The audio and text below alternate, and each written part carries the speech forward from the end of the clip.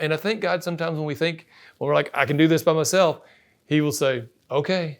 And then we can't, and then we fall, and we're like, why does this keep happening to me? Well, it's because we quit putting our faith in God, and we quit praying.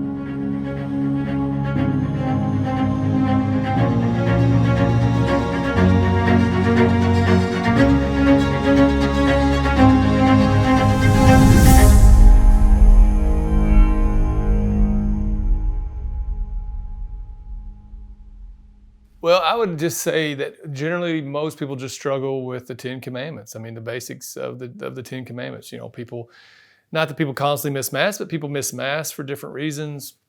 That's all our language is not always the cleanest. We live in a culture where people, TV and stuff, it's just kind of the norm. So our language is, one of the things that offends me often is when people use the Lord's name in vain. You hear that all the time. I mean, if I see a show and they use it, I'm just like, I'm not going to watch this show anymore. This is like, why are they doing this? There's so many other words in the English language. Let's not use those words. So I think that's something that people might struggle with. Obviously a lot of people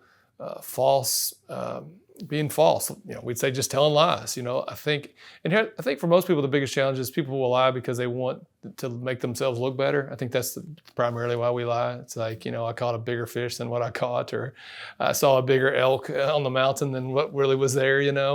Whatever the case may be. I would never lie about how big of an elk there is on the mountain, by the way. But we just always we'll just kind of stretch the truth, you might say. So people, I think, struggle with that lots of times. Gossip, we always want everybody to be on our side. It's easy to scapegoat, look at other people, look at what they don't have, or look at what's going on in their life, look at how great we are. So we gossip. I think that's a big struggle for people. Obviously, pornography, masturbation, impure thoughts. Again, that's something people struggle with. Again, it's so accessible. As I like to joke all the time in Mass, during my homily, is we all have a pocket computer. Even I never thought that 20 years ago, that you're going to literally have, we call them phones, but they're not really phones. They're just computers that we use to talk to people and text people. So, that's just so accessible. And I think it's, a lot of people struggle with that.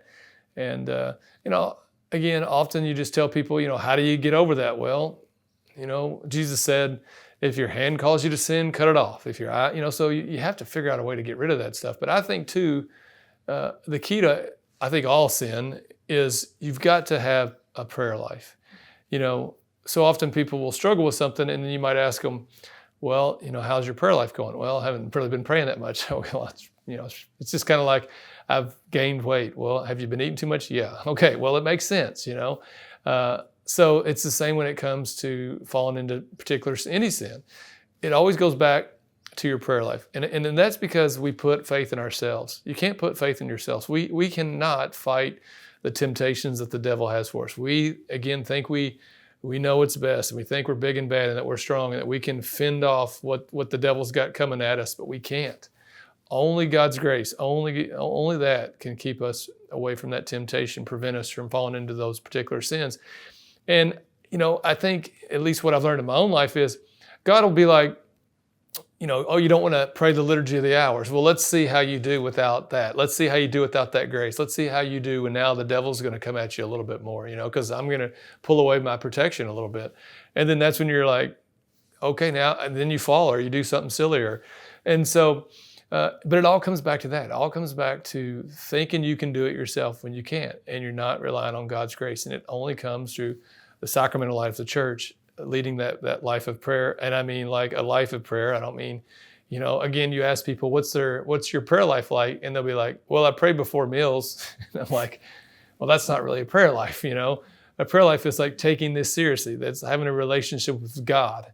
And that means maybe an hour a day. It sounds like a lot for a lot of people, but when you break that up to maybe 15 minutes in the morning, maybe you take 10 minutes, 15 minutes to do the rosary throughout the day, maybe you take 15, 20 minutes in the evening, and then there's an hour. And then you continue to grow in that relationship with God. And then he's like, okay, we can do this. Let me keep helping you. And I think God sometimes when we're like, I can do this by myself, he will say, okay. And then we can't, and then we fall, and we're like, why does this keep happening to me? Well, it's because we quit putting our faith in God, and we quit praying. It basically comes down to that. That's been my experience. We were joking, I'm the old priest. I'm really not the old priest, but I guess I'm relative to who I'm sitting with, the old priest. But that's been my experience in 14 years of priesthood, is just when we don't pray, that's when we get in trouble. So anything to add on that? I would say when it comes to really, trying to combat sin, I think intentionality and trying to cooperate with God's grace, because God will continue to give us the grace. He's always knocking at the door, but we have to let him in.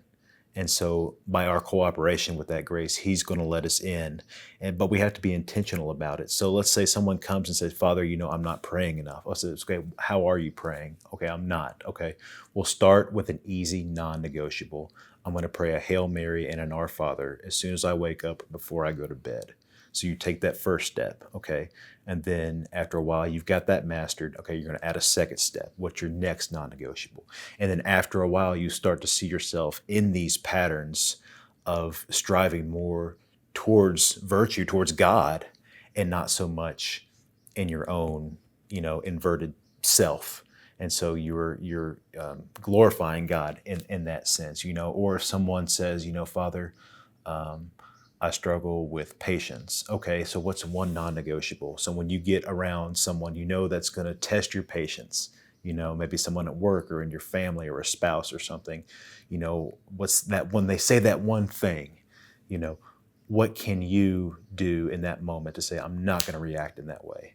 Okay, can you take a deep breath? Can you walk out of the room for a second? Can you drink water? What can help you? And then when you're able to overcome those minor temptations, those are tremendous moments of grace. Consider those wins for yourself, and then continue to make those more intentional. And you're walking in the path, because we're in a marathon, not a sprint. Sanctity is a whole process. We're constantly, us too, are being called to constant conversion. And I think if we just keep that in mind, it's not a one-time thing, or that's life. Christian life, taking up your cross.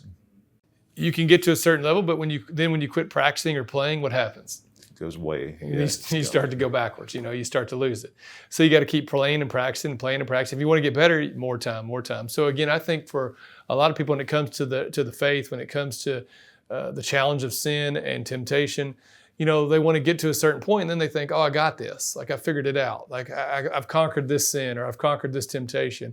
And it's just like, God's like, no, you're not playing the game anymore. Like, you're going backwards. Jesus says this, you can't be lukewarm. You can't just sit there. You're either going or you're coming. There's none of this in between stuff. So again, a great analogy is golf. You've got to keep playing the game. You've got to keep practicing. You've got to keep hitting balls, or you're not going to get any better. You're going to get worse.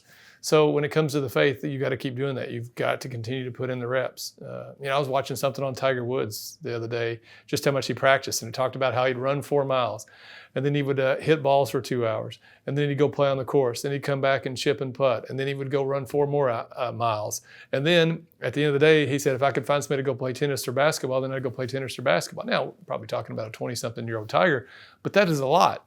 And but he became one of the greatest golfers who ever lived. Because of that. And, how do you compare that to the saints? What did they do? Constantly. Their life wasn't about, okay, I'm going to pray for 5 minutes here and 5 minutes there. No, it was like their whole life. It was like they knew they weren't perfect. They constantly gave themselves over to God. Everything they did was based on love. How can I give my life away to the people at work, to my family, to my community, to my parish, to God? That's what they constantly did. And their whole life was directed towards that throughout the entire day. They never stopped. So that's what we're trying to do. Most people that are watching this are obviously not priests. They're parishioners. They're people that have families. And I love to say this all the time, but marriage, I think, is God's way of building in. Like, if it's going to be successful, it's like I've got to give myself away. Like, there's no option. If you want a successful marriage, well, you have to give yourself to your spouse, or it's not going to work. If you want to be a good parent, like, you have to give yourself to your children, or it's not going to work. So you can't be selfish in those situations and have successful marriages and be successful parents. So it's just a wonderful grace God's given humanity is marriage, family, children, all those sorts of things. So part of, I think, for most people watching that is being open to that and saying, okay, how can I give myself away? But again, with God as the inspiration behind all of that. Again, go back to the saints. Everything they did came from prayer, came from holy hours. And I think that's so important. We were talking about the Knights of Columbus, and I was wondering, what do they do in terms of their prayer together? Father Chris, by the way, is going to be the new Knights of Columbus chaplain. And so I thought, maybe that's something to bring up, to ask them, is like, how can we challenge ourselves to pray? Because, anytime we pray, like we talked about homiletics, all of our homilies come from our moments of prayer. So all good things, all of our inspirations that come from God, they come from prayer. So you want to know what God wants to happen in this world, you got to pray. So that's what you got to do. So the same is true when it comes to the family life. Okay, how am I supposed to treat my wife? How am I supposed to treat my husband? Well, pray about it. God will tell you. How am I supposed to raise my kids? Pray about it. God will tell you. So it all comes from prayer. Temptation, sin, all that sort of stuff, we can't conquer it on our own. It's always through God's grace.